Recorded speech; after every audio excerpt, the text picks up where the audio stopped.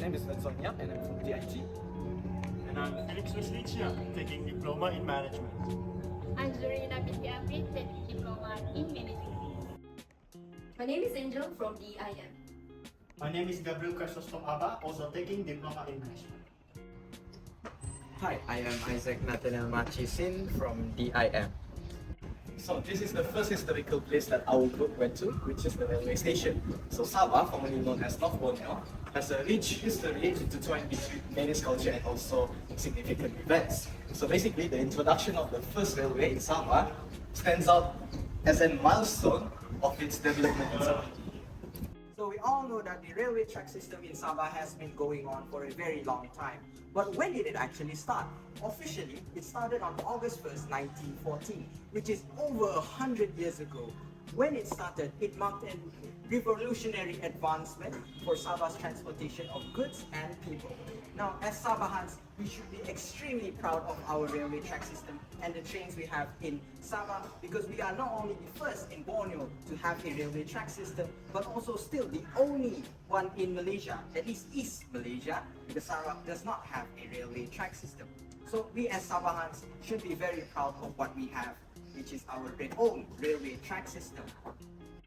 Why was a railway needed in Sabah?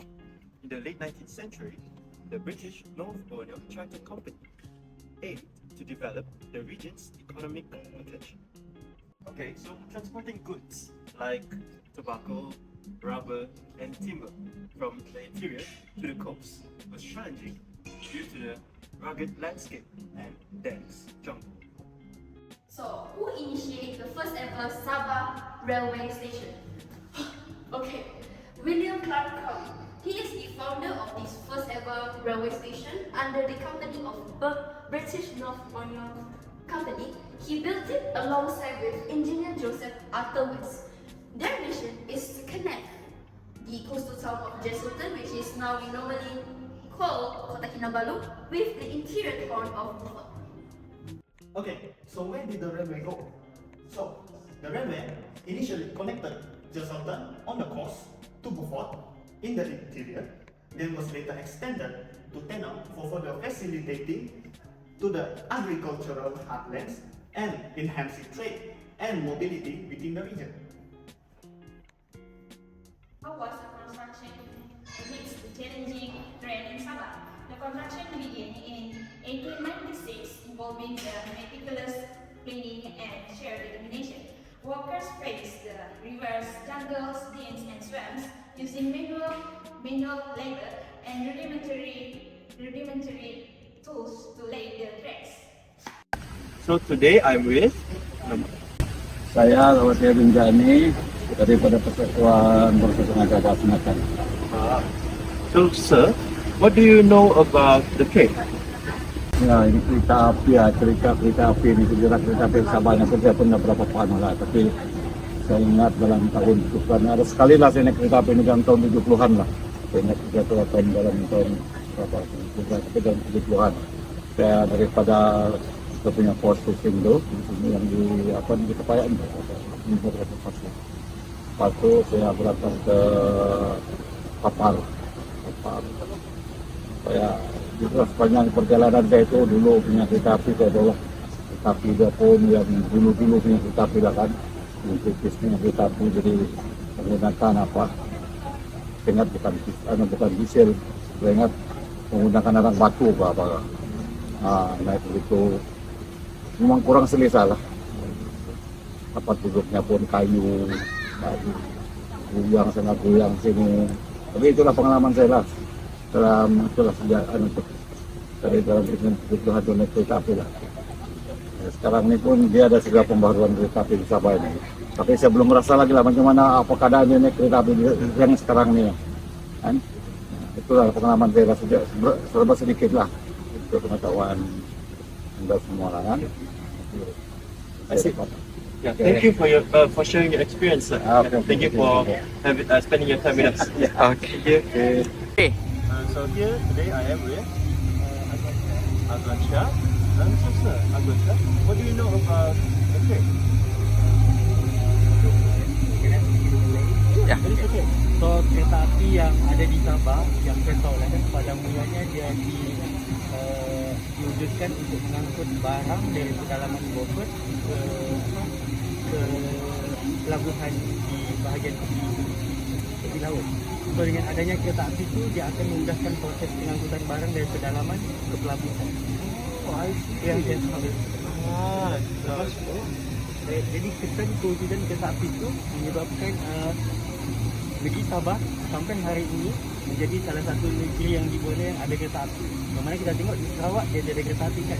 So when my Sarawak friend, dong terkejut bila ada kereta api di negeri Sabah. I see. Thank you for very informative information. Thank you very much. Here with me today is My name is Dam.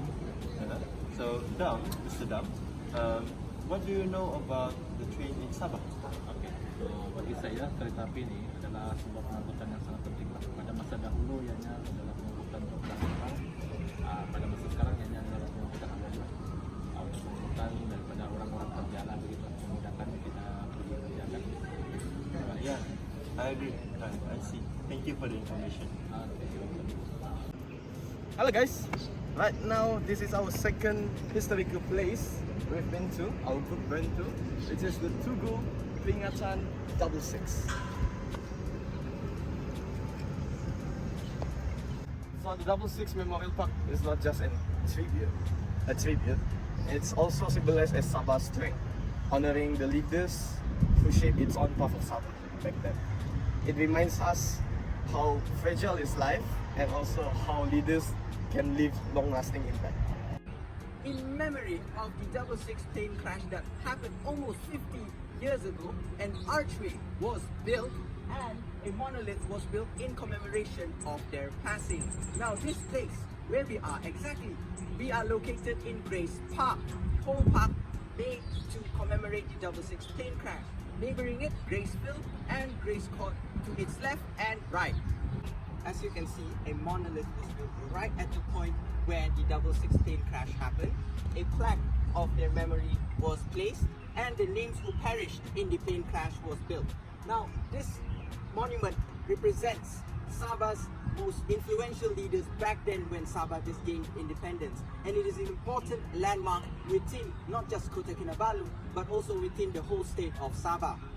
Who were involved during the plane crash of 66 that will occur on 6 June 1976. There were a 6 total of political figures that were involved.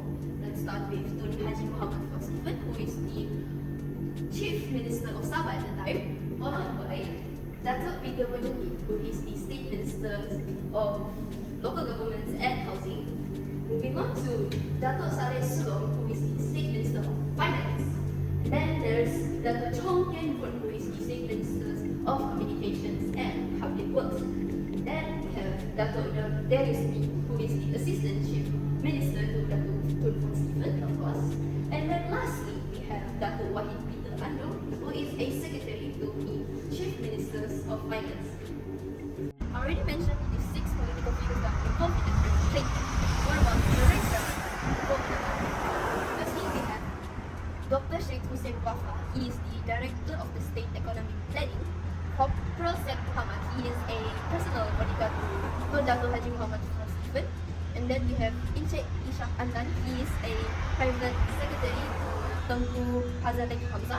And also we have Captain Ghanin Layton, who is a pilot that led the GMF Norman light aircraft. And then lastly, we have Johairi Tun Fuad Stephen, who is the elder son of Tun Dato' Haji Muhammad Fuad Stephen. Their legacy and contribution will always be remembered by all Sabah residents. Okay, so how do we understand about the tragedy of 66? So, at the side of the monument, there is a gallery, which we are in right now, and the collection of photographs, news articles, and also personal memorabilia, which offer a glimpse into life and legacy for those lost. Besides that, beyond the monument and the gallery, the park extends into Grace Park. Surrounding by nature environment, it creates quiet reflection and remembrance for individuals that visiting the 66. So you probably ask, when is this 66 Memorial Park constructed? Well, this 66 Memorial Park stands as a poignant testament to a pivotal moment in Sabah's history. Well, the year was 1976, on the 6th of June, when a plane crash tragically claimed the lives of the prominent figures of Sabah. So, that date was what this memorial park commemorates. So, the construction of this memorial park likely began after 1976 plane crash or in the following years. So, there are not really available information in regards to when this memorial park was constructed. However, this 66 gallery was opened in 2010, which provide a confirmed reference point to the development of this park. This memorial stands as a lasting symbol of Sabah's grief over the loss of its key leaders. It pays tribute to their contributions to the state's progress.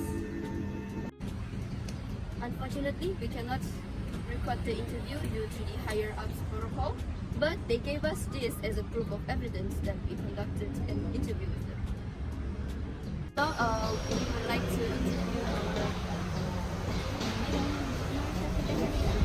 and we would like to ask you about your understanding about this structure.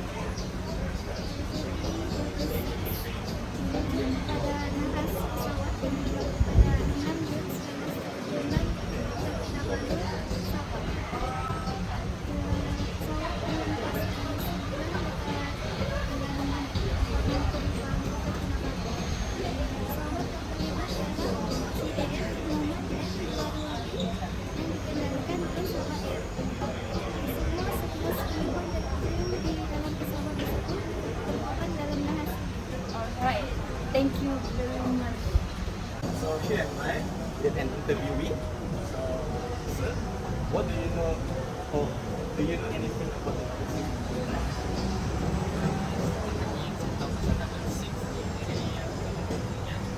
Ialah orang macam mencari apa yang percaya orang dulu tu beliau cuma orang yang dan sebenarnya dia tidak akan jawab sangat, tapi dia mau meringankan untuk semua orang lah yang pernah mengalami saat dulu. Thank you very much. All of you must be wondering, how was the Atkinson Tower still be able to stand the test of time, being over 100 years old? Now, the Atkinson Tower was constructed meticulously and used very high quality woods. Not only that, a lot of maintenance has been done to the area and the structure itself. The government has took an initiative to actually preserve Sabah's oldest monument and to keep its structure well-sounded and proper. So where does this Atkinson Clock Tower located at? Situated in Kota Kinabalu, Sabah, Malaysia, the Atkinson Clock Tower commands a prominent position on a hill overlooking the city. So basically, its strategic location offers a scenic view and also serves a historical landmark deeply intertwined within the city's identity. Why was Atkinson Tower was built?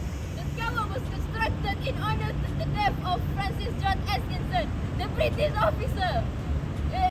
He passed away at the age of 28 due to malaria fever and inspired his mother, Mary Edith Atkinson, to build this iconic structure to make the locals to honor his death and contributions and legacy. You might be thinking, who erected the Atkinson Clock Tower? So, the Atkinson Clock Tower is a revered structure in Kota Kinabalu. This structure was erected in memory of Francis George Atkinson, the first district officer of Jesselton, by his mother, Mary Edith Atkinson. So this enduring tribute is a testament to a devoted public servant and a beloved son.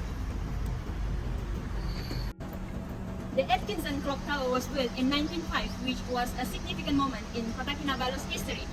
Its construction was a tribute to the past aimed at preserving the memory of Francis George Atkinson and his impact to the region. What was used to build the Atkinson Clock Tower? The Atkinson Clock Tower was built by using the sturdy Maribau wood. The Maribau wood was used to construct the entire tower from bottom to top, including its ornate design and two-faced clock. It represents the function of timekeeping tool and tribute beacon, representing respect and recognition of our beloved figure, Francis George Atkinson, the first district officer of the Sultan, who the tower commemorates. So, hello. Here with me today is... My name is Junior. I'm a native from Kota Kinabalu also, native Sabah actually. I see. So, Mr. Junior, what do you know about the Atkinson Clock Tower? Clock Tower is one of our major tourist attraction, currently under renovation. Then that also is actually a former lighthouse that was built in early 1900s by the mother of one of the officer of the North Borneo company, NBUC, to commemorate his mad son, who was one of the officers and then died of tropical disease, if I'm not mistaken. So she built it for his son's memory. And then it gradually become a lighthouse for those ships who want to port at our Jesselton port, located at currently what is located Jesselton Point currently. So then as years goes by, it lost its functionality. Then it become one of our major tourist attraction, I believe, here in Kota Kinabalu. So, that's a very informative information. So, yeah. Thank you for the interview. Likewise. Yes, thank you very much. Likewise. So, here with me today is My name is Makli Masino. Makli. Yeah, so Makli, what do you know about this Atkinson Clock Tower? Dibina oleh Ibu Kepala Francis George Atkinson, iaitu pegawai daerah yang pertama di Sultan lah. I see. Yeah, thank you for the information. And thank you for the interview. Hello. So here with me today is... I'm Owen. Yeah, so Mr. Owen, I would like to ask, what do you know about the Atkinson Clock Tower? Well, it is one of the oldest man-made structure here in Sabah. I see. Oh, that's a valuable information. Thank you very much. So that concludes Group 2 historical video. Thank you for watching.